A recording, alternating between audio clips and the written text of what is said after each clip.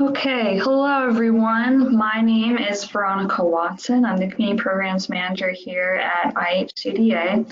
It is right at 11 o'clock and we have a lot of information to cover today, so I'm going to go ahead and get started. And if you're still coming on, just feel free to jump right in. Looks like we have a little over half of the registrants on the line, but that's still over 100 people, so we'll go ahead and say that's good enough.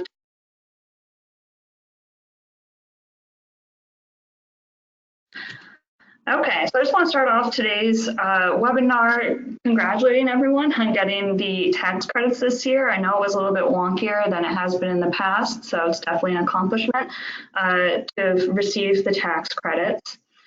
Today's agenda, I'm going to try and keep things moving pretty quickly because there's a lot of information I want to make sure it gets into your hands. So I'll do a brief introduction of the folks here at IHCDA, kind of go over the program broadly, and then really start to get into the reports, the contribution policy, the record keeping that you all need to do, and I might jump around. This agenda might not be in order, but I want to make sure that these are all the things that we are covering. So just to give you a really brief introduction to IHCDA overall, we are a quasi-state agency. We have a vision for the state of Indiana in which there's a sustainable quality of life for all Hoosiers and the communities of their choice. Our mission is to provide housing opportunities, promote self-sufficiency, and strengthen communities.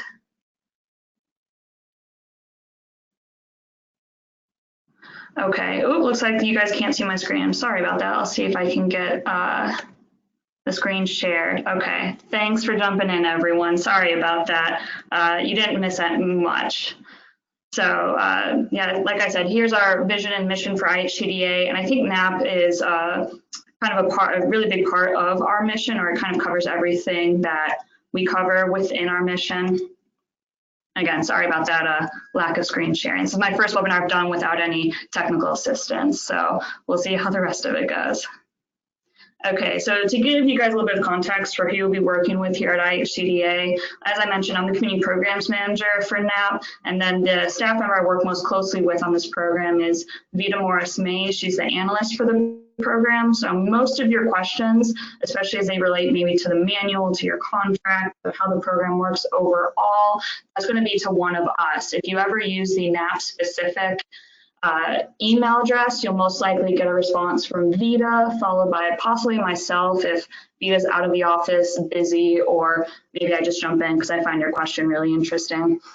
We do also work closely with our financial operations department. They handle our reporting system. So if you have any questions about when you're doing reports and there's an issue with the system, we'll most likely direct you to the claims email, and I'll go over this a little bit later on, but those questions are going to go to Lisa or to one of her staff, so that way you guys know a little bit who's doing what and who you might get responses from and why they might change depending on your question or who's in the office. So I recommend trying to get to one of us either through the NAP email, or if you really need to, you can contact us directly. I know sometimes our other departments will get questions about this program. It's a pretty large program and it covers a lot of nonprofits, almost 300, over 300 last year. Our other departments, such as real estate or home ownership, aren't as involved in this program, so really you want to make sure that you're going to one of us. If you need to talk to any of our superiors for whatever reason, we can get you their information as needed. But moving forward, here's just a brief summary of what the program looks like. Hopefully most of you know this already if you read the manual or if you participated in the program. But the Neighborhood Assistance Program, or NAP as we all refer to it, is a program of the state of Indiana that provides $2.5 million in tax credits annually to nonprofit organizations such as yourselves for sale so that they can fundraise and use it as a capacity building tool. It was created by the Indiana Code 6.3.1-9. That was a very important code. I'll be referencing that a little bit later. So if you ever have questions about why we do things, why we've changed the manual perhaps, I know that was a big question this year. It's usually going back to what this section of the code says about the program. But moving forward, the credits are worth 50% of the value of a contribution and are deducted from a donor's state tax liability. This doesn't affect anyone's federal tax. This is just on Indiana state taxes. And what that means when it says it's worth 50% is that if a donor donates $200 as part of their tax credit, their NAP tax credit donation, they will receive $100 in credit. So for them, it's a kind of 50% value. So the program is administered by my agency, Indiana Housing and Community Development Authority. That's how it was outlined in the statute. So that's why we have it currently. I believe it was with other state agencies in the past. And there's a couple of sections in the code that kind of reference or maybe allude to other agencies, but we're the ones that have it currently. And so we work with the Indiana Department of Revenue on this program since they're the ones that deal with everyone's tax credits. That's not something that we administer directly. So we take all the reports that you all give to us and we send it on to the Indiana Department of Revenue so that they can honor a donor's tax credit when they do their taxes, in February, March, April. Okay, so really quick, most of you, if not all of you, already know the difference between a tax credit and a tax deduction, but I think it's worthwhile to go over this just in case and make sure that we're all on the same page and know what we're talking about, and making sure that your donors understand what they're contributing to. So just to make it clear, a tax deduction is something that reduces a taxpayer's taxable income.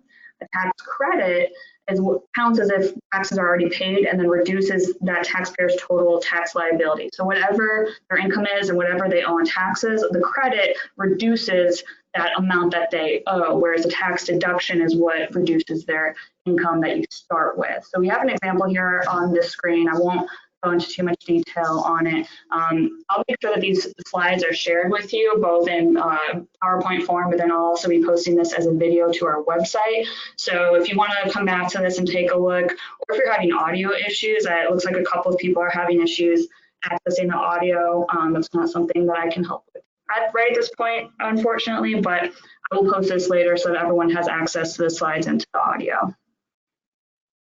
Okay, so eligibility. This is the first thing I want to go over. I know there were a lot of questions about this year. We changed a couple of things, but these things haven't changed. These are what we've been looking for in the past couple of years with this program, because this is what's been outlined in the code since the beginning, I believe. So to be eligible for NAP credits, an organization has to meet the following criteria. So basic, you have to have 501c3 status from the IRS, and you have to be tax exempt as determined by the Indiana Department of Revenue. And you have to be in good standing with the Indiana Secretary of State. So this year, if you've done NAP in previous years, one change that we made this year was that we asked for documentation for some of this when we haven't done so in the past. And that's just us here at IHCDA making sure we're doing our due diligence and making sure that when someone says that they do have these, that they are correct. Not saying that everyone would maybe try to mislead us, but we did have a couple of instances where someone thought they were in good standing, let's say with the Indiana Secretary of State, but when we looked at the InBiz website, it actually turned out that they had fallen out of good standing for several different reasons. So moving forward, we'll continue probably to ask for that documentation, but just to give you a little bit of background on why that changed this year. Continuing with eligibility, an organization has to serve an economically disadvantaged area, they have to serve economically disadvantaged households, or they have to serve ex-offenders. So that's kind of, again, basic from the statute, and that's something that's been outlined in the manuals in previous years. And then the thing that we've added that's slightly separate from the statute, but I know in previous years this has become an issue, is that for returning participants, you have to have successfully completed the previous NAP cycle, and that means that you hit all of the benchmarks that you agreed to in your contract, and that you successfully complete the reporting that you agreed to in your contract. Now, this is us going forward and making sure that when you agree to something, when you tell us, when you agree to take on so many tax credits and you state that you will sell so many, by the end of the year, and you'll sell all of it by the end of March, and that you'll give us the correct reporting on that, we really need to be able to hold you accountable for that. And so this is one of the ways that we do so, by making it an eligibility criteria. So please keep that in mind as you are selling your credits this year. If you do not hit your benchmarks, or you don't provide the reporting that we ask for by the deadlines that we ask for it, that you've all agreed to in your contracts, your eligibility for next year will be at risk and will actually most likely be denied. So definitely keep that in mind. Okay, so I want to hone in a little bit more on the NAP eligibility. Like I said, this was one of the things that changed this year. When we were reviewing the manual from previous years, we realized it was not in line with the state statute. And in fact, some of the things that were getting funded don't fit the state statute. And as a state agency, we have to follow the state statute as closely as humanly possible. So any changes that we made were us mostly just copying and pasting from the statute and ensuring that when we approve someone, they fit what the statute was looking for. So specifically, that most of this language, if not, I think all of it, is taken directly from the statute, and it says that an organization, in order to be eligible for tax credit for the NAP credits, they have to engage, and that's the term they use. They have to engage in one of the following. So it can be neighborhood assistance, job training, or education for individuals not employed by the business firm or person, community services or crime prevention in an economically disadvantaged area, or community services, education, or job training to individuals who are ex-offenders who have completed their sentences or are serving a term of probation or parole. Now, I've highlighted some things. Hopefully you all can see that on your screens. Those are all terms that are defined within the statute. If you ever go to look at the statute, I know some of you have, and we get questions about it sometimes, but if you haven't, it's a little different in that probably half of the statute of this section that describes NAP are just definitions. And each of these highlighted terms are specifically defined by the statute. So that's why in the application that you filled out, whereas previously you can just say, I'm doing neighborhood assistance, I'm doing job training, we had to get specific and make sure that when what you're talking about with neighborhood assistance or community services or crime prevention, that fits what the statute specifically outlines. And then a note at the bottom, which relates to some of the other questions that we asked in the application, is that the proposal that we receive, this is what the statute says, is that the proposal we receive and approve for credits has to include the program that will be conducted, the area selected, the estimated amount to be invested in the program, and the plans for implementing the program. So those were all basically the questions that we asked in the application. We asked, what are you going to do? We asked, in most cases, what area are you working in? I know that wasn't necessarily something in previous applications, but again, this is something the statute asks for specifically. We asked how much you're going to be putting into that program, and that's something you also see in reporting. We'll be asking for the amount that you've put into these programs, like your total budget, not just what's been done from NAP, because we want to see, what percentage or how much of a NAP program is supporting your programs.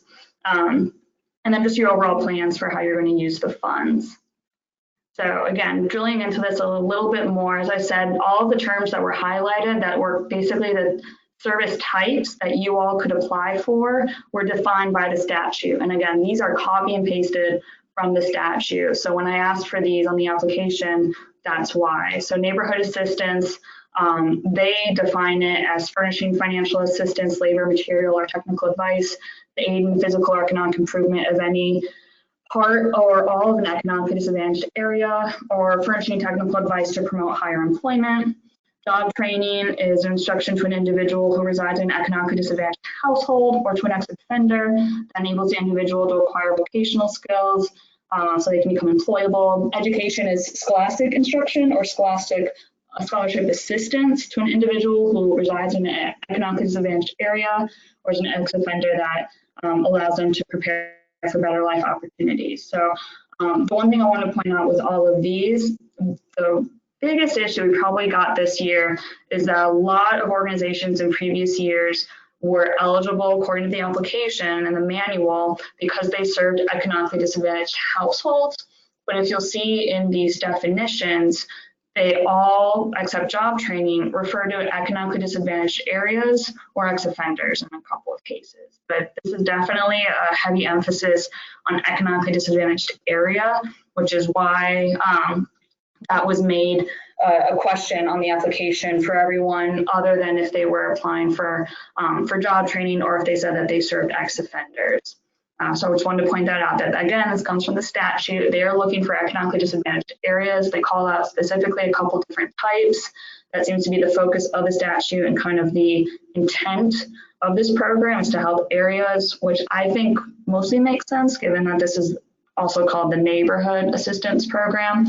The emphasis given on an area and on households, I think fits both the title and the intent. So moving on, some of the other services that you could provide to be eligible include community services, and there's 6 different types listed. So any one of these organizations could have applied with. But again, if you read below that, they can be provided to individuals, households, groups, or neighborhood organizations in an economically disadvantaged area. So again, they can be provided to economically disadvantaged households, but the way that we read it is that those groups, households, individuals, they have to be in an economically disadvantaged area. And then finally, the last service you could apply for is crime prevention. And again, I didn't bold it, but it also refers to services that happen within an economically disadvantaged area. So moving on, for defining what an economically disadvantaged area is, I don't think it's the best definition. It's a little confusing, but again, I take what's given to me and what the legislators tell us to do. So the way that they defined it is that it has to be an enterprise zone or any other federally or locally designated economically disadvantaged area in Indiana. And it has to be a certified area based on social economic conditions, median per capita income relative to the state or metropolitan, just statistical area. What we looked for when we were asking for your specific area that you were serving in, we really focused on that federally or locally designated area. We looked for some sort of certification, and we try to keep it as broad as possible, knowing that this would be a burden on folks to look for, because this isn't something you've had to do, at least in the last couple of years. So we focused on enterprise zones, since those are specifically called out in the statute. Those are called out in a couple different areas. I'm assuming whenever this was written, enterprise zones were kind of a popular thing in community development. But now that's switched, I think, more so to opportunity zones. And there's also qualified census tracts is another popular one. That's one that we work with in our real estate department for tax credit, affordable housing deals. So we accepted anything like those. And then anything else that someone could propose and show is federally, locally designated based on being economically disadvantaged. So in a couple of cases, folks were proposing USDA recognized food desert. And they was based on, at least in part, on being in a low income area. We accepted that. We were willing to accept also medically underserved areas was one. I never heard of that previously, but someone showed that that was a federally designated type of area, and in some cases based on being low income. So as long as they can show that it was based on being low income, and that it was also designated within the last couple of years. The issue we found with that type of area, and that we will keep in mind probably for next year's application, is that those areas were designated and maybe reviewed like in the 70s or 80s last time, which to us is quite out of date. So we'll definitely are interested in designations that are more recent. Enterprise zones are only designated for a couple years at a time, and then they have to reapply. I think the same for opportunity zones. And then qualified census tracts is something that the Federal Housing and Urban Development Agency, they review those on a yearly basis. So those are the things that we were looking for when we were looking for these areas. Again, I just wanted to make sure everyone was on the same page and understood. And then for those cases where you could serve economically disadvantaged households, again, that was mostly related to job training. They define it as a household with an annual income that is at or below 80% of the median, area median income, or any other federally designated target population. Again, it has to be designated in this case only at the federal level. And I think for us, we were just trying to make sure that we weren't accepting answers like, well, we know our area is economically disadvantaged, or we know the households that we're serving are low income. And not to say that that's not true, but we need official recognition of that on some level. If it's the area, it has to be federal or it could be local. For the household, it has to be some sort of federally recognized, economically disadvantaged, target population. So again, I know this was quite burdensome compared to previous applications, and I do apologize for that. I know that's never fun to have extra restrictions be placed on a program, but this was us trying to ensure that we are following basically the letter of the law as closely as possible.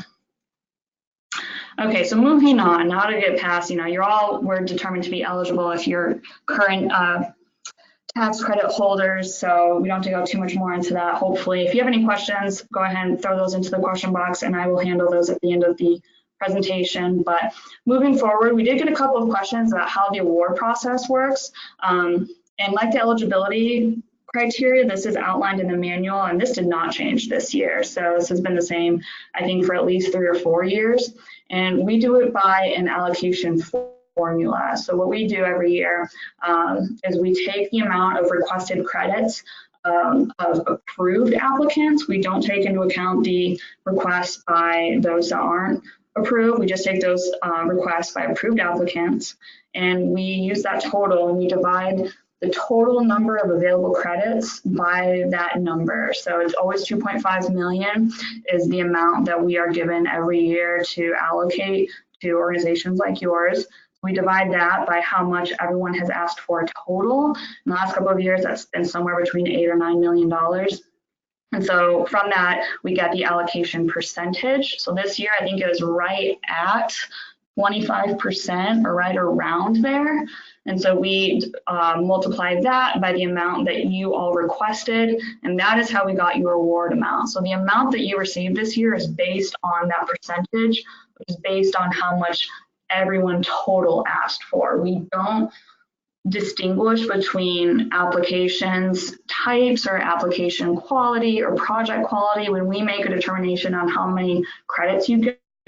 If you are eligible, you're going to get the credits based on just what's available, and everyone will get the same percentage of what they requested. So we did get a couple of questions from folks that got less than they did in previous years, but when I looked back, it was because they requested less than they have in previous years. So keep that in mind for moving forward. That I don't think that this situation will change. We'll probably always get way more requested credits than we have available to give out. So you will probably only ever get a percentage of what you request. And so when you do start to make that request, keep that in mind. If you ever want to discuss it with IHCDA staff and kind of get a feel for what you could be requesting and what might be best so that you get a large amount, but maybe not more than you can handle, feel free to reach out. We'd be happy to talk that over with you. I don't think we got any questions about that this year until after everyone got their awards and were confused. So yeah.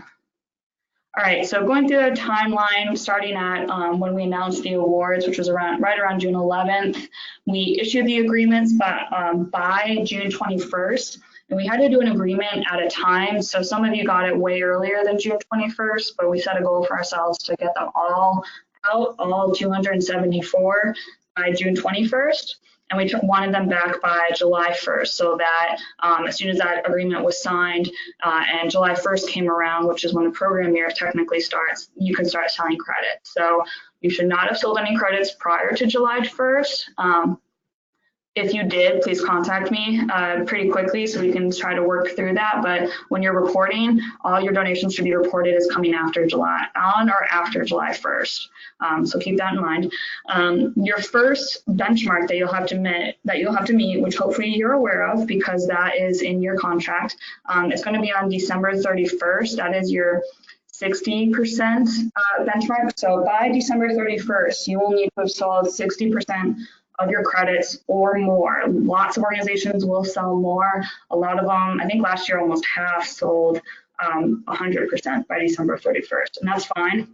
Go ahead and do that, but just make sure you don't fall under that 60% benchmark. If it starts to get towards the end of December and you think you might be having some troubles, feel free to reach out to us. We can start to talk through that, but I definitely don't want it to be a nasty surprise for anyone for me to have to contact them in January and state that they missed their benchmark. So then the report on that benchmark is going to be due, we call it the mid-year donor report or the 60% donor report. That's due on January 13th. So you'll have almost 2 weeks in between when you're supposed to have sold those credits when you have to report on them.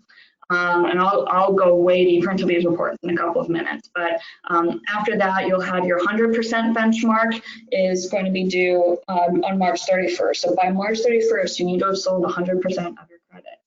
And then again, about 2 weeks later, by April 13th, you'll need to give us your donor report on those credits. And then after that, you should be done if you've hit all your benchmarks. Your report on having all your funds spent is going to be actually due in September. So your funds that you're raising from NAP should be spent on or around September 15th of next year, so that by September 30th, you can report back to us and say, you know, here's how much we raised and here's how we spent it. And again, I'll go way more in depth into some of these reports, but just to give you guys a snapshot of the timeline. Okay, so that leads me into the NAP agreement. I've mentioned this, I think, a couple of times, but we often get questions that the answers can be found in your agreement. So I wanted to put this on your radar as a resource in addition to the manual, in addition to any FAQs or guidance we give. In all actuality, your agreement actually comes first before anything else. Your manual, any guidance we give out, there is a section in your contract. Offhand, I don't know which one it is, but a section that states specifically that you have to follow your agreement first, and then follow, I believe, the manual, and then follow the guidance that we give out. So what that means is if you ever find conflicting information between the agreement and the manual, you should follow your agreement first. And there actually is, I know of at least one instance where we missed an issue where I believe in the agreement it states that the closeout report is due September 30th, whereas in the manual we have it set for September 28th. It should have been September 28th, that's a Monday, and that's when we at IHCDA try to have all of our reporting due, but we had kept September 30th in from previous years, and the contract didn't catch it, and so because of our mistake, follow the contract first, don't follow the manual. So your report is due by September 30th, although you are more than welcome and highly encouraged to get it done before then. But yeah, so I want to put that on your radar. Some of the things that you should be looking for in your agreement is your, first and foremost, your agreement number. This is kind of critical for you and for us when we are communicating and trying to talk through an issue with your reports, with your credits, donations, what have you. When you email us or when you call us asking about something specific to your organization, we really need to know who you are, and we need to be able to easily access your agreement, easily access, you know, the amount of credits that you were given, and so we need that number as a reference. As I mentioned earlier, there were 274 agreements that were given out this year, and this is one of several programs that I and VITA oversee. So when you try to contact us, if it's out of the blue, we really need that agreement number so that we can get on your case and start looking into what you are needing from us as quickly as possible. So make sure you have that. It's also important for reporting. All of your reports are going to be based on your agreement number. So make sure you can find that. It's at the top of your agreement. It's 2019-NP- number. So make sure you have the correct one. Make sure you have your correct number. We've had some closeout reports given to us in previous years with the incorrect agreement number, and that can create a mess. So please, please, please have your contract handy, have your agreement number handy. Also on your agreement, things to keep an eye out on is the program year. So the term within that contract is what you follow. If that ever is slightly different from how our timelines fall out, really need to follow the term of the contract. So it should say from July 1st of 2019 to June 30th of 2020. It will also outline the awarded credits. I believe that will be the easiest spot to find that will be in Exhibit A of your agreement. So that will outline the credits that you were awarded. And we'll also outline in Exhibit A the reporting deadlines that you have. So again, can't stress this enough. If you haven't read over your agreement, make sure you read it, make sure you understand understand what your organization signed to and then what we agreed to. If you have any questions or concerns about any of it, feel free to contact us. But again, want to put on your radar as a resource. All right, so I'm going to go ahead, like I said, I think this might be out of order with the agenda, but I'll go ahead and talk about our contribution policy. So as we mentioned at the beginning, NAP tax credits are based on donors giving you a donation, and then in exchange you give them the credit. So you may begin accepting those donations on July 1st. You should not have accepted any donations previously to that, or at least no donations that were dated previously to that. As long as you have a fully executed agreement, which I believe everyone should at this point. If for some reason you don't have a fully executed agreement, you shouldn't be selling credits even at this point.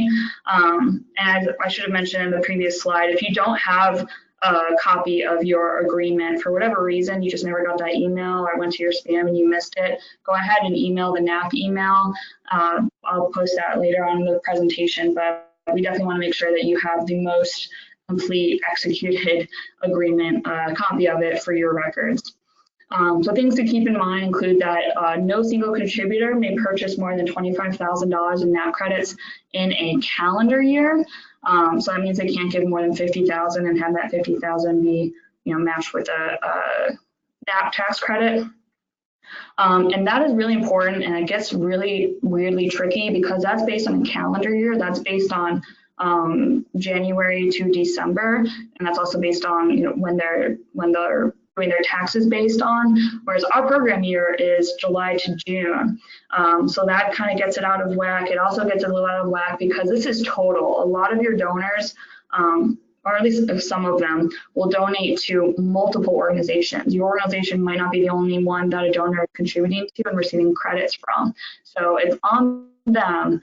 Really, it's on them to make sure that they are not going against this rule. You just might want to make sure that they know about this rule when they're contributing to you, especially if you notice they're giving you a pretty large sum. Maybe they're a new donor and they're not as familiar with the program. Make sure they're aware of this, because if they put down that they deserve like 30,000 in tax credits, they're in for a rude surprise at the end of their tax season. So want to put that on your radar. And also contributions of amounts smaller than 100 will only be accepted if your remaining credits are less than 100. So if you sold all your credits except for, let's say, $50, a donor can go ahead and purchase those credits. But before then, most of any credits that are purchased should be in amounts more than $100.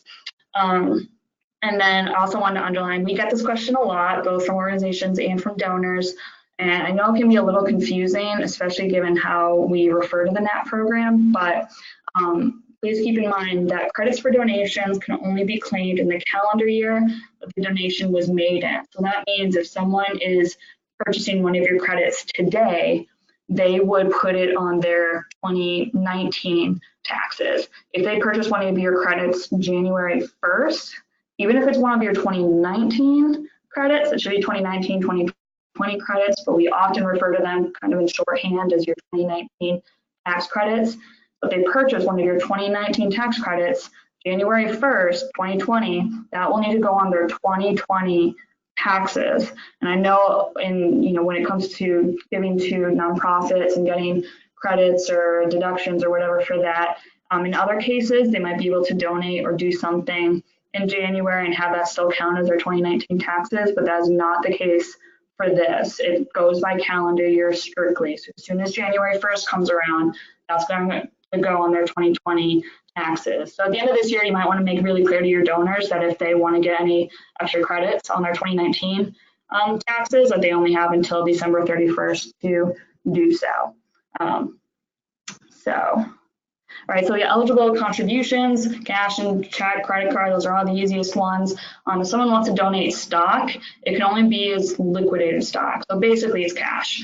They can't just sign over stock to you. It has to be liquidated in order to be acceptable. Any contributions designated through United Way can be done, although please read the manual. There's a couple of caveats to that, basically revolving around the fees that United Way takes. If United Way takes a fee off of a donation, that fee does not count towards the credit. So if someone thinks that they're donating $48 and $3 of that is going to United Way as a fee, their credit will only actually be $45. In-kind donations are only allowed if it's a building material that will be used in your NAP-funded program, and then property donations. And again, I think that also needs to be related to the NAP-funded program. Ineligible contributions include services like sweat equity, supplies, equipment, anything that's not building material related are not eligible. Donations from charitable organizations and foundations are not eligible. And then donations from donor advised funds and trusts are not eligible. I'll be very clear with you and state that this all comes from previous communication we've had with IDOR. Any other questions you have for what is acceptable and what is not acceptable beyond what's listed here and what's listed in the manual, I will most likely be forwarding on to Indiana Department of Revenue, because I don't work with tax credit other than through this program. I don't know what they actually accept when it comes down to it. So it is one of my goals for this year is to get more clear guidance from them on things like this. But if you do have any questions, go ahead and forward them to me. Just know it might take a little while because I'll end up having to forward them to Department of Revenue. Okay, so I wanted to point out here, I won't go too much into this, but contributions can come from either individuals, families, or couples, or they can also come from organizations or corporations. Just make sure that you follow the rules for those specific type of donations. And also note that when you're taking a contribution from an organization or corporation, that the tax ID that you take is going to be a little bit different. It's not going to be Social Security number because they don't have that.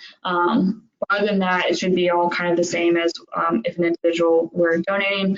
But again, as I note here at the bottom, please refer to your manual. We get pretty in depth with this, specifically on pages 16 through 19 on this, on the specific topic. Okay, the records that you should keep are listed here. I'm not going to go too much into them. In addition to the donation-specific records, you should also keep your donor acknowledgement form and a donor contribution form. Now, the donor acknowledgement form, that is something that you should give to your donor. I think of it as kind of a disclaimer. It gives some of the rules with the program and like the statute where they can find out more information. That's a really good way to show if they ever complain about how the program worked for them, they didn't realize it was a tax credit, not a deduction, or they didn't realize this is how it worked. That acknowledgement form is a good way to show for your records that you did in fact give them information about the program for their keeping. And then the contribution form is good for you to keep for your reports. Anything that we need in our reports that you do through our system can be filled out by the donor or by you for the donor using a contribution form. We have blank versions of those on the NAP webpage under the donor forms section or NAP donor forms section. So you should have access to both of those. If for whatever reason you can't find them, please email us and we'll make sure you get those. I want to make note because sometimes we get this question. We do not collect any of this. Please do not ever send us any of this. Again, there are 274 of you. A lot of you will be working with 5, 10, 20 donors to the point where when we end up reporting donor information, it's for thousands of donors. I do not want thousands of contribution forms or acknowledgement forms or any of these. These are for your records so that if you're ever audited, if you ever need to go through and make sense of what NAP was, 10 years in the past, or if you have any issues with donors, this is for you to use for your keeping. So please don't send me any of this. Okay, so reporting is probably one of your biggest responsibilities for this program. Once someone donates and you get something like a donor contribution form from them, that is what you will use to report their information into our online system, IHCDAonline.com. So we take the information that you give us, which is like their name, their donation amount, their social security number, address, everything that IDOR needs to match with their tax records, we collect from you through our online system, and then we report it to Indiana Department of Revenue every January. We do it based on the 60% benchmark report. We also include any donations that were that are reported on the 100% benchmark report. So actually that should say both 60 and 100% benchmark report from the previous program year. In previous years, I think maybe 5 or 10 years ago, donors would have had to report a lot more information directly to Indiana Department of Revenue. I believe there's even a separate form that they had to fill out, but this replaces that. You giving us the information and confirming for them the donation was made and tax credit eligible. We then kind of compile all of that into one big spreadsheet for DOR and send it to them in January so they can use it once tax season starts.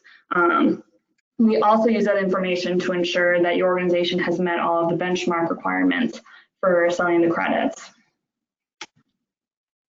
So again, it helps us keep track of how many credits have been sold. We try very hard not to oversell by that $2.5 million that we're allotted every year. It helps us monitor your progress, make sure that you're meeting the 60% benchmark by December 31st, and then the 100% benchmark by March 31st. And then, but really what's most important, at least for your donors, is it provides the information that IDOR needs to honor their credits. So that's why it is super important, very, very important, that any information you report to us on a donor is correct. So please, if you are careful with anything in this program, please be very careful with the information that you take and keep for donors. Make sure that their names are spelled correctly. Make sure that you have the correct social security number, the address, the amount. Every year, we always have a couple of organizations that have to come back to us after we've sent the report to IDOR and let us know that something was incorrect in the donor report.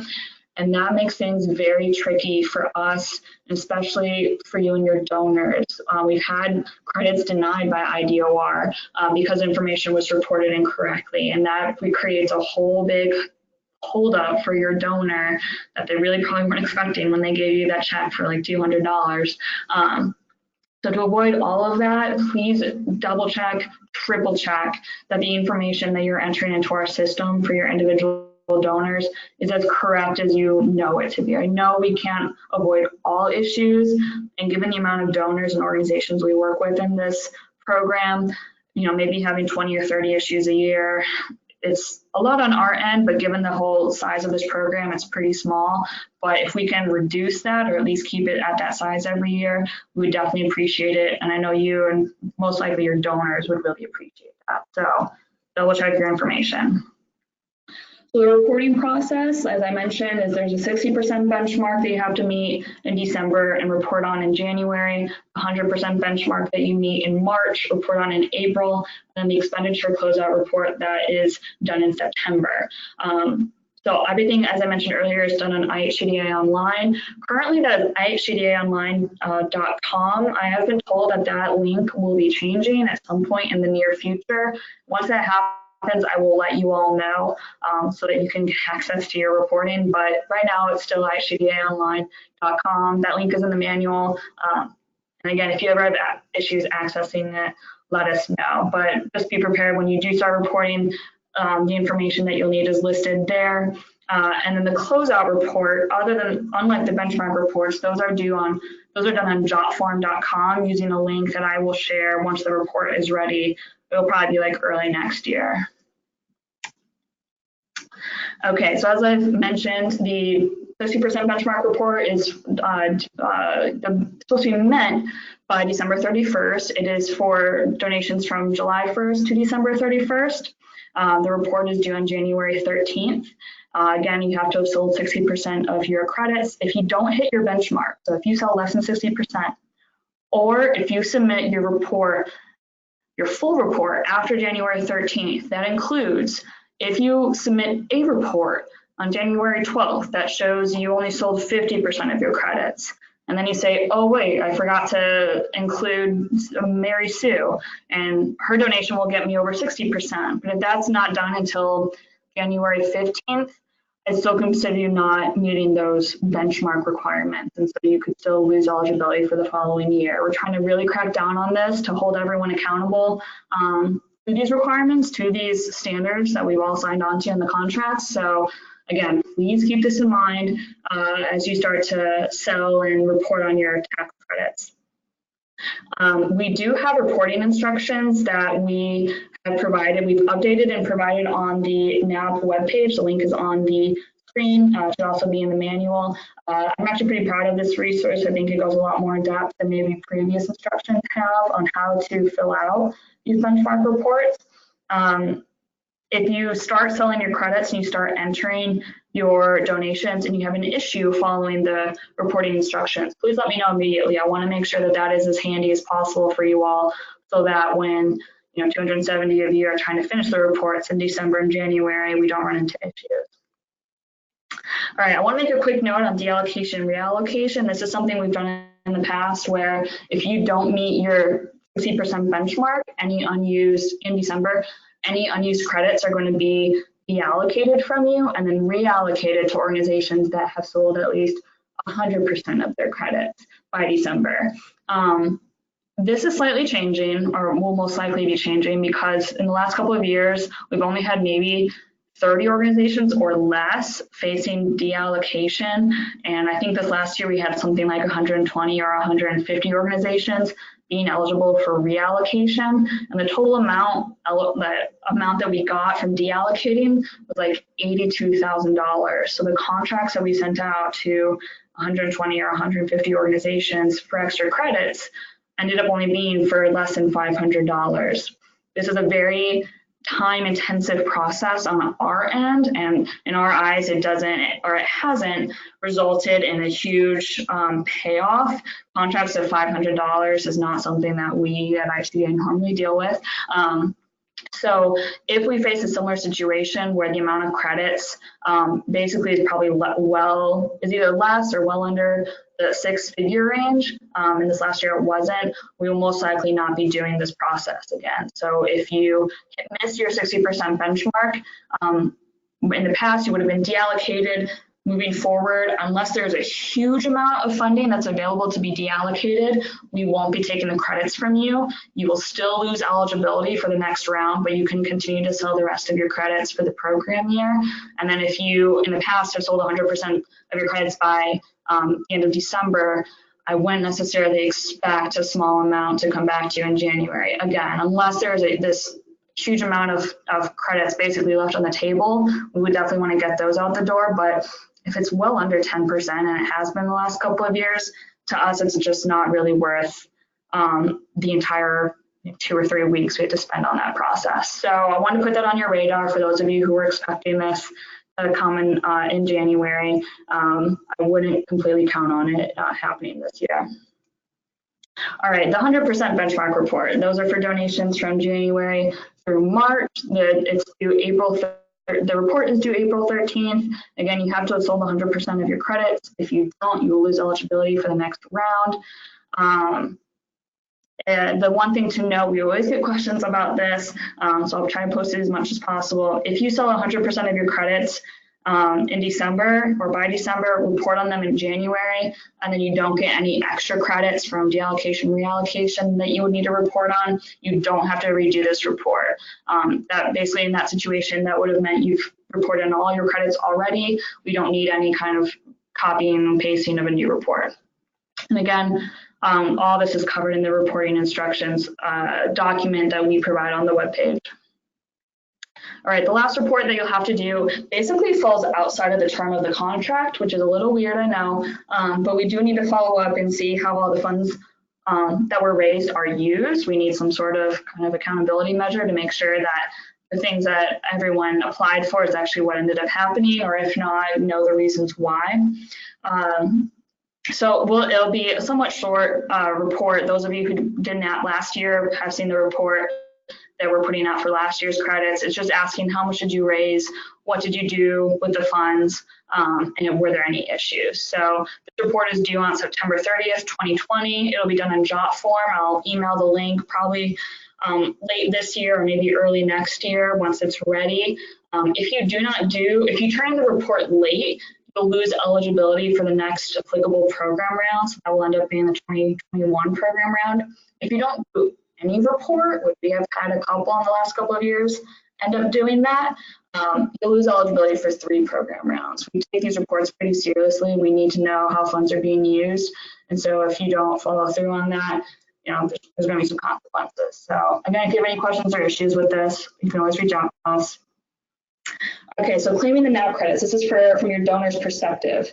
When you are doing your 60% benchmark report, and most organizations sell the majority of their credits in that July to December time period. So that's why we've set that first benchmark at the very end of December so that we can get the majority of the donations handled in that tax credit season.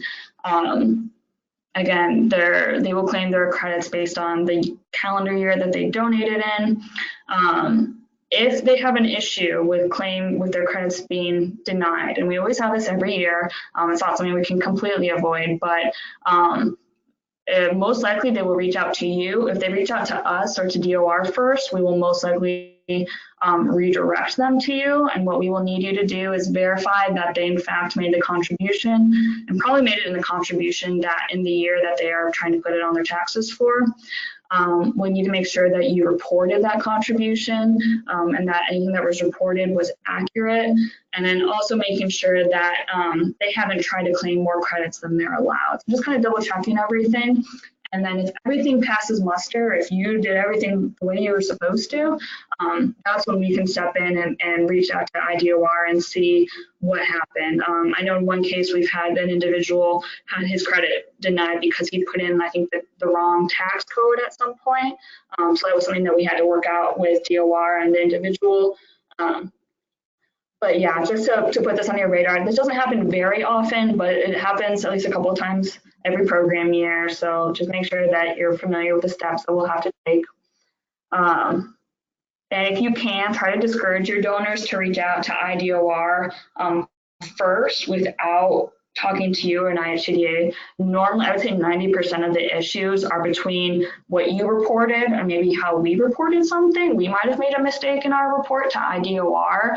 It's a very weird, complicated report, so it's not completely out of reason that we might have messed up something. So definitely make sure your donors talk to you or us before they go to IDOR. All right, so when you need to contact us, I've only got a couple slides left, we're wrapping up, but when you need to contact us, if you have a program question, the first thing I'm going to ask you to do is to review your contract, review the manual, and review the documents that we've provided on the NAP webpage. Currently, we have the manual there, we have the reporting instructions on there. We have the FAQ from last year's program, and most of the information on there still applies, so you might want to review that to make sure that your question is answered in there. If your question is not in any of those resources, or if, as I mentioned before, you might find conflicting information, we're trying really hard not to let that happen, but it might. If there is conflicting information, go ahead and email us at the NAP email, which is on your screen. It should also be on the NAP webpage. And as I mentioned before, because there's such a large amount of people in this program, and we run multiple programs in my department, it's much easier for us if you can include your organization, your contract number, and then if you're talking about a specific report issue, which is probably the majority of the questions we get, at least at specific times of the year, let us know the exact report that you are referring to. If you end up having to call one of us, we much prefer email. It's easier for us to do our research and get back to you in a timely manner via email rather than trying to come up with something on the fly over the phone. If you do call us, just a quick tip that would help us is if you could start your call with, I have a NAP related question. A lot of times we'll get calls and someone will jump right into it, not realizing that technically I run 7 programs. So a lot of the organizations that we work with might be involved in multiple programs. So it's much handier for us if you can start us out right from the beginning stating, I have a NAP related question, and also have your contract number handy. Just to warn you, we will very likely ask you to go ahead and email us that question, because we might need to do a little bit of research in order to help you, or we might not have the time needed in order to explain things. But a lot of times we can handle it over the phone if necessary, if we have the information we need from the start. And then so something that we've tried to make as clear as possible, and we'll continue to try and make clear, is that if you have any questions with IHCDA online, you need to email our claims department. I have no control over IHCDA online.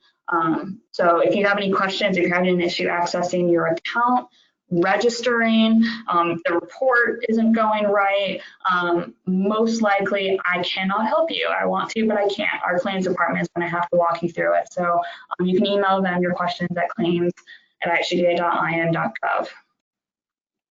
All right, so my last slide is just to give you next steps, which is, as you're selling your credits, getting your reporting information ready in the next couple of months. What would be really helpful in the next couple of weeks, or at least done before December, is if you make sure that your organization and you yourself are registered on IHCDA online. We have the instructions on how to do so on that NAP reporting document that I mentioned on the NAP webpage. And it makes it a lot easier for us and for you if you can do this before the 60% benchmark is due.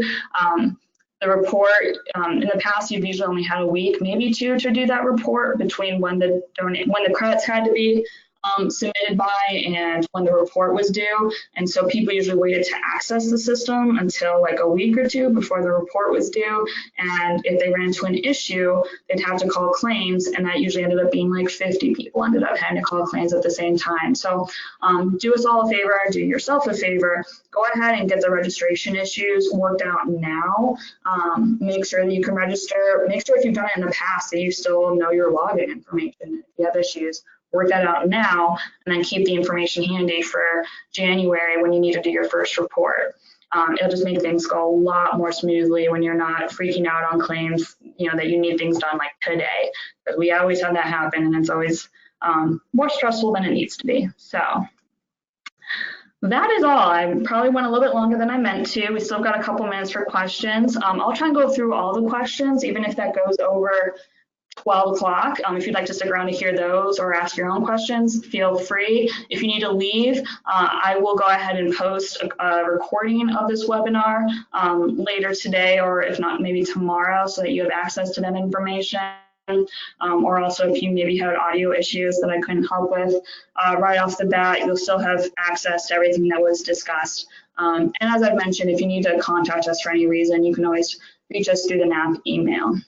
All right, so I'll go ahead and start answering questions. And I thought I saw some commenting that they couldn't access the audio. And if that was you at the beginning, I'm sorry, I couldn't stop to help you from the beginning.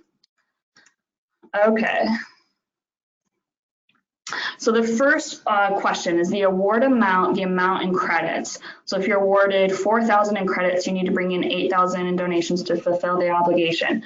Perfect, correct. That is completely correct. The thing that we award you are the actual credits, but then when you sell them, because your donors need to donate twice as much as what the credits are worth, as you've given your example, which is perfect. If we give you 4,000 in credits, you will need to take in 8,000 in order for all of those credits to be sold. Okay, ooh, this is a long one. We are in the process of moving locations. So there's a contract issue. I will take, okay, so this is something that's very individual. If you do have any issues with your contracts, go ahead and email the NAP email. You can mark it as urgent to get our attention. If you do not get a response to that, you can email me directly at vwatson, W-A-T-S-O-N, as in Sherlock and Watson, V for Veronica, that's vwatson@ihcda.in.gov. I'll make sure that any contract issues are worked through and we're all on the same page, everyone has a copy, yada, yada. So I will get back to you on that, Carol. Okay.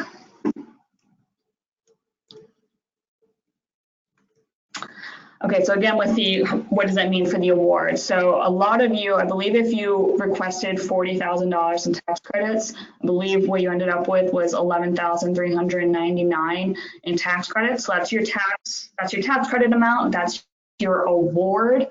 You do need to then take in twice that amount. I'm going to trust the math on here. That's $22,798 You do need to, that's how much you need to take in from donors in order to sell all of your tax credits. So again, if you're somewhat confused about what it means, what your award number means, and you want to make sure that the amount that you sell is the correct amount, feel free to reach out to us. Also, make sure you read over the reporting instructions document because and access your online system, IHCDA Online. We do have within your, how that works here. I'm gonna see if I can bring up that reporting document actually. That actually will show how much in credits you have, and then as you start to enter the donation amounts, oh, it's not showing. The online system will keep track of how much you're selling and how much you still have to sell based on the donations you're entering. So between the online system, you should be able to get a good idea of what you still have left to sell at any given time. If you have any troubles navigating that, please contact us and/or claims, and we can walk you through it. Okay, so, and again, this is with the credits and what that means for donations. I believe, Judy, that both your examples are correct. If an individual wants a $50 credit, they need to send in $100. Or if they want a $100 tax credit, they need to send in $200. So whatever tax credit that individual wants, they need to give you twice that amount. How long should you keep records? That's a good question. So the question is, how long should you keep records? Read your contract, it might be in there. If not, I believe standard is maybe three or 5 years. If you can't find that in your contract, go ahead and email us and I will get you an answer directly on that. I would also say, hopefully your organization has a standard for how long you keep records like that. I want to say 3 to 5 years is somewhat standard, at least for IHCDA. If you can't find that in your contract and you're concerned about that, go ahead and reach out directly. Okay, is the donor contribution form the same as the donor acknowledgement form that was attached to the agreement? No, donor contribution form is different from the donor acknowledgement form. The donor acknowledgement form is what would be attached to your agreement. To be honest, I'm not really sure why. That's just always how it's been done. Maybe because that's the more official form where donors acknowledge, you know, that they understand the program. We have both forms listed on the NAP webpage. So if you go to that link that is on the screen, that was on the screen, let me see if I can go back to that. Yeah, so if you follow the link at the top and you scroll down, there should be a section that's something like NAP donor forms. We have both listed.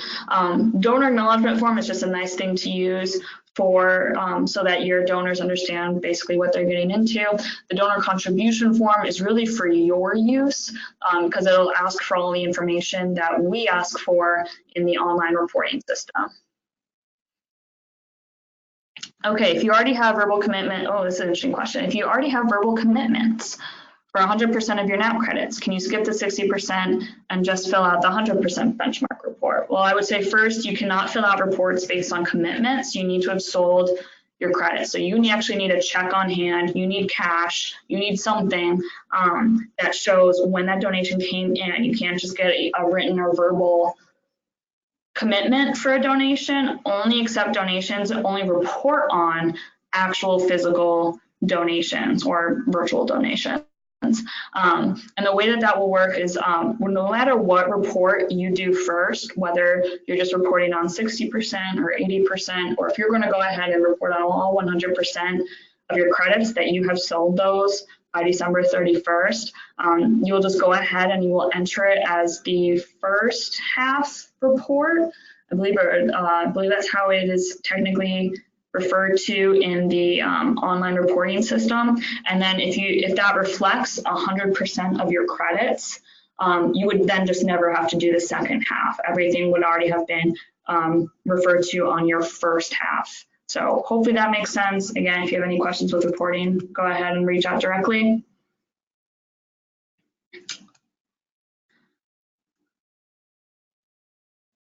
So someone is asking about the reporting that's due for last year. I'm thinking this refers to the expenditure closeout report. Yes, if you were a 2018 2019 NAP recipient, you do have a closeout report due at the end of September of 2019 of this year. If you don't know where to find that link, it should be listed on the NAP webpage. If for whatever reason you have trouble accessing it at any time, go ahead and contact us directly. But yes, please keep that in mind. We'll be reaching out to everyone at some point. I believe we already did earlier this year, but we'll do at least one more out each class, maybe two, so that everyone knows that that closeout report is due for the 2018-2019 year, in addition to keeping that in mind for next September. Are distributions from individual retirement accounts eligible as donations? I believe that is covered in the manual and or the FAQ that's listed on the NAP webpage. If it is not, go ahead and contact me directly, and I will help figure that out. Off the top of my head, I don't want to answer anything. Again, as I mentioned, excuse me, any of the trickier questions about what contributions are eligible, I usually have to refer to IDOR. So see if we've already captured that in the manual or the FAQ that's listed on the NAP webpage. Under the 2018-2019 program year, we will be adding a new one for 2019-2020. We just haven't updated it yet. If that's not answered, go ahead and contact me directly. Okay, so a question about the closeout report. How specific will we need to be regarding the use of funds? For example, if funds were used for the eligible approved program, will we need to further specify that X amount of funds went to salaries, X went to supplies, et cetera? Are there any exclusions on how funds can be applied within the approved program? That's a really good question. As of yet, I don't believe we got that specific. I think we asked for how much of the NAP funds went into the program, how much the program cost overall within the program year that the NAP funds went into. I know that sometimes your program years go by calendar year or maybe like federal fiscal year, which is October to September, whereas our NAP credits come from July to June. So I know that your NAP credits might come at a different time as when your program starts, but right now, the only thing we ask for is how much of your funds went into that, and then what's the total program cost, just because we do want to see what's the percentage that we're supporting programs. Does NAP represent 5% of the program budget? Does it represent 100%? I don't think either one is better or worse. We just want to know.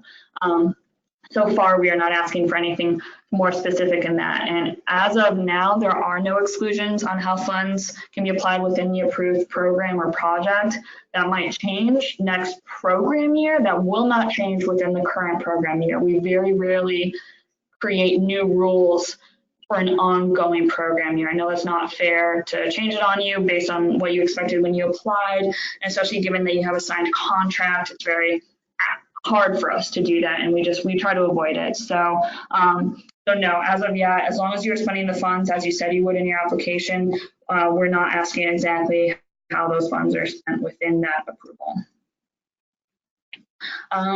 So someone's asked if we need to register that you attended this webinar as a NAP grantee. No, we do. I will keep this list so I can reach out to everyone that attended or registered so that everyone has access to the webpage and the recording. I'll also probably send it out through a NAP notice so that everyone has access to the information. I know in previous years that you used to have to register and show that you attended a training, but that's not a requirement that we have currently. Is our allocation amount listed on Exhibit A under credit limit? I would have to pull up what the contract says specifically. It should, I think credit limit, that might be a section referring to how much your particular donor can request as a credit, which is the $25,000 in a calendar year. Yours, your allocation should be referred to as the award. If you have questions about that, as I've answered for every other question, contact me personally. Did you say donor advised funds cannot be used? Yes, that is at least listed in the FAQ. I believe that is in the manual from pages 16 through 19. It might not be, that might just be a one-off communication that we received from IDOR, and that is reflected at the very least in the frequently asked questions. Again, if you have issues or questions about that, reach out to me directly. Is there a possibility of the benchmark report being incorporated into the IHCDA online reports? They're actually one and the same. If I'm understanding this correctly, your benchmark report that you are doing on your 60%, the benchmark report you do on 100%, those are the same as the IHCDA online report. So when you go on to IHCDA online to complete a report, it's either the 60% or 100%. IHCDA online refers to them as first half and second half. That's just where we had issues with IHCDA Online trying to fit perfectly with our program. IHCDA Online is the reporting system that IHCDA uses for all of our programs. So it's very hard for us to make it fit perfectly any one program, but just keep in mind IHCDA Online reports are the same as the benchmark reports. Okay, so you mentioned that we need to report on how we use the funds. Does this mean that we need to report on how the 4,000 received in credits were used for the purpose stated in our application? Yes, but actually we want to know, and this is actually can be a little confusing, and I'll make sure it's clear with the closeout report. We don't want to know just about the tax credit amount. We want to know how much you raised and how those funds were used. So in the example that's given in this question, it looks like this organization was awarded 4,000 in credits. So when they sell all of those, they will have received 8,000 in funding. We want the report on all $8,000, how those were used. As I mentioned in a previous question, currently, we're not asking for a lot of detail, but we'll want to know things like how many people were served, because I believe that was something in the application. How many do you think you'll serve with NAP credits? So we want to compare and contrast. You know, did you meet expectations? Did you fall short? Did you go way over? That's just something that we can kind of look to for reporting purposes. So, and then, yeah, we'll want to know at least a little bit about the activities that you funded. Again, currently, we're not asking for too much detail. It's just in the past we asked for almost no detail, and it's not great to run a statewide program and not have any reports to show for it. So we're just trying to cover our bases and make sure that if we ever get questions about this program, if anyone ever wants to know more about the impact it's having across the state, these are some of the things that we need to know in order to answer those questions. Oh, someone answered a question for me. Thank you very much, Lakshmi. So paragraph L says to keep records for 5 years. So it sounds like according to your contracts, you're supposed to keep your records for 5 years. So keep that in mind. Again, always reference contract first. So someone has asked where their closeout report can be accessed online. That will be through the JotForm online, so it's jotform.com. Currently, the 2019-2020 report is not set up. I will probably set it up later this year so that that can be filled out. It's set up for the 2018-2019 program year. So if you are participating in last year's program and you still need to report on that, that report is accessible. You can go ahead and access that. If you have trouble finding that, email me, but we haven't set it up yet for this program year. I will do so later this year. If you need it early for whatever reason, contact me. Okay, so someone has asked for clarification on the minimum contribution. The minimum contribution is, I believe, $100. So the minimum credit that someone can get is $50, I believe. I'll go back and check the manual and the statute. And if that is what I'm saying is contradicted by that, I'll go ahead and put out guidance. But yes, the minimum donation that you should receive is $100. Again, this is very individual. Dorothy Granger, I will reach back out to you so we can discuss your issue.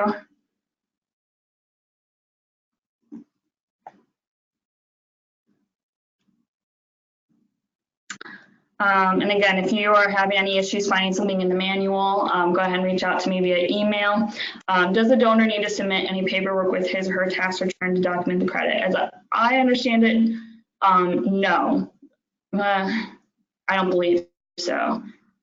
Honestly, this starts to get into tax advice, which I'm not allowed to give. So again, I think what requested when honoring a nonprofit contribution credit of any kind, not just NAP, but just as any kind of deduction or credit. They might need to submit some form of acknowledgement from the organization. That usually comes in the form of a letter from the nonprofit stating thank you for your contribution on December 1st for X amount of money. In some cases, they might need to attach documentation like that. So something like the contribution form might be acceptable in some cases, but I think that varies widely depending on the tax preparer and the tax amount that individual, the tax bracket, I should say, that someone falls into. If any donor has any specific issues with claiming this credit, you can reach out to me directly. Again, I will probably have to follow up with DOR on that. But I know in past years, there was a specific tax form that they had to fill out that is no longer required. So I think just any kind of, some sort of documentation from your organization stating what the donation is for, the credit amount, probably fine.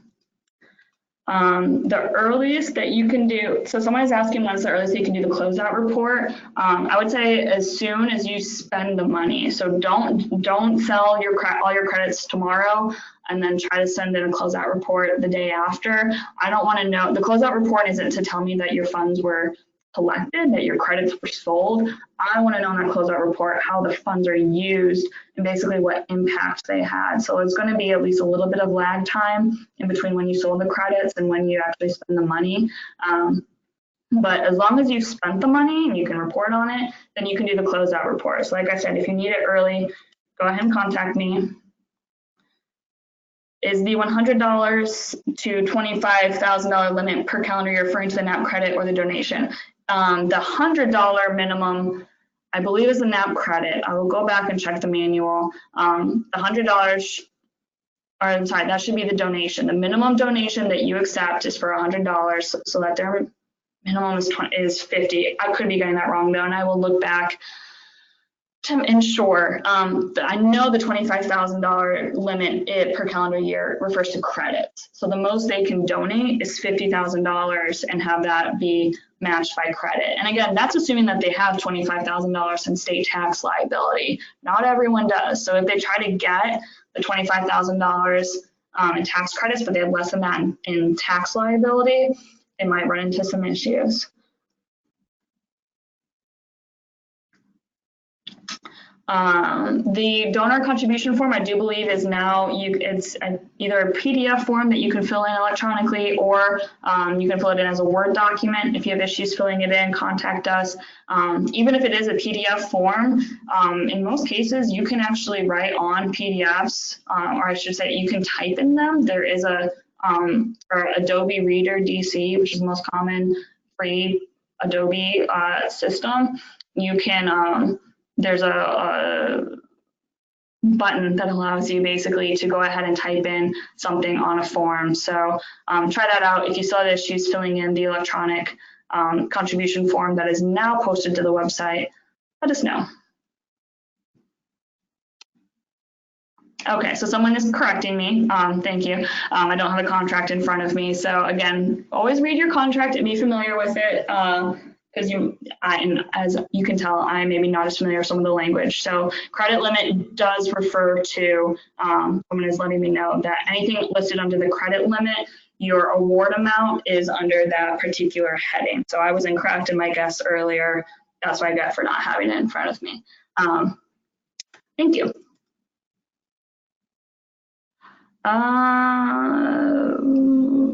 I'm not sure about this question. Last year, there was a difficulty with the report submitting requiring an older operating system. Has this issue been resolved? I am not sure. That is an IHCDA Online question. I know when we go on IHCDA Online, it does say that it you need certain versions of like Internet Explorer or Firefox. If you have trouble accessing IHCDA Online, maybe because you have a different system than allowed or required, again, contact us. We'll try to work with you. The FAQs on the website, someone is asking where that can be found. Let's see if I can pull that up on my screen share.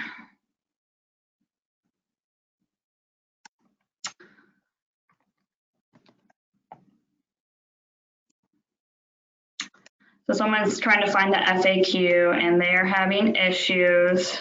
So it's currently not under the current program year. We haven't updated it yet. It's on my to-do list. It is here under the 2018-2019 section. SNAP frequently asked questions, should be questions. I do know there is at least one question on there that is incorrect. It states that when you do your benchmark reports, don't do them until you've sold all your credits. Excuse me, that is not correct. That is clarified in the NAP reporting document, which is up here. Sorry, I'm having trouble viewing everything with the webinar stuff in front of me.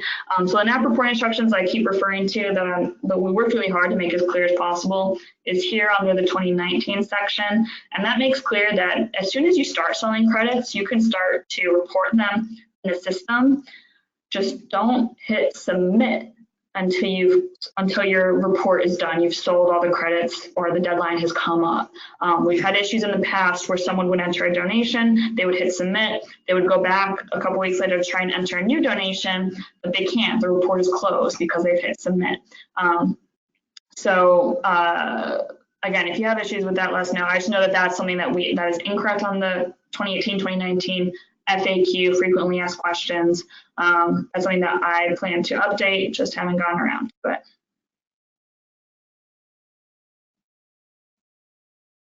All right, now it looks like everyone else, someone's asking about the closeout report for the so again, the 2018-2019 closeout report is available. It's actually should be,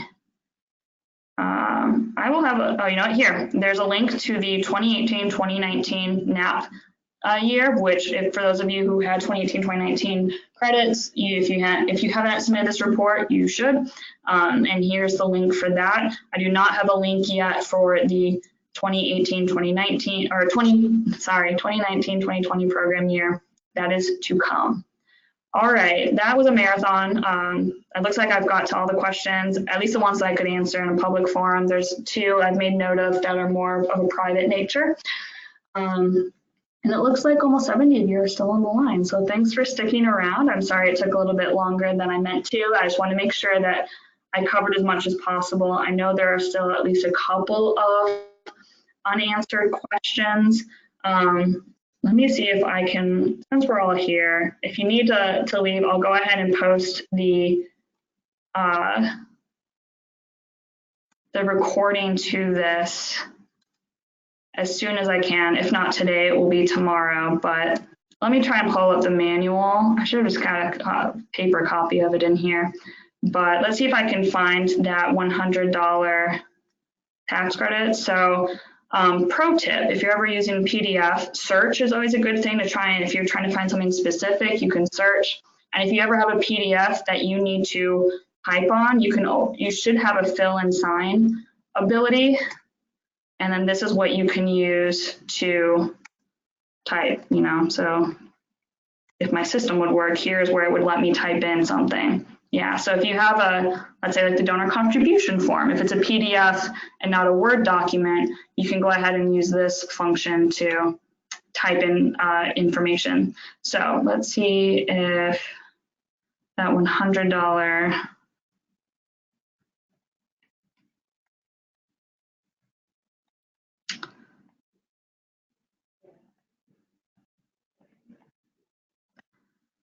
I should know the section that this question is in, but it's just easier to, here we go, minimum contribution. So when I talk about the when the minimum amount being $100, that means contribution. Contribution is the donation they are giving you. So you should not accept anything less than $100 for a $50 credit unless you have, let's say, $30 credits left. That's it. Like that's all you have. You need to sell all your credits, but you only have 30 left. In that case, you would accept a $60 donation. That's fine. But until you've gotten to that point where you are running out of credits, you should only accept donations of $100 or more. And to be honest, I don't know why if that rule comes from IDOR or from us to make sure that we're not handling twice as many donations as we currently do, but that's the rule. Okay, any other questions that have popped up? I don't think, oh, maybe one more.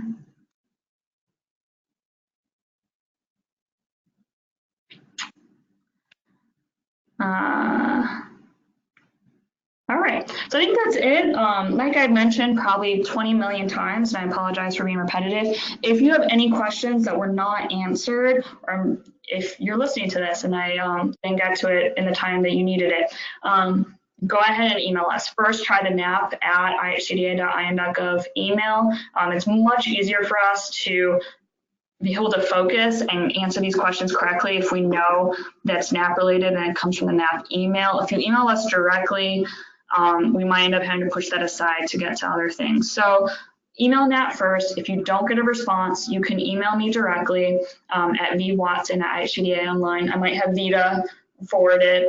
Her email is also her name, V Morris May, I believe, at IHCDA@in.gov, or it might be VMM May.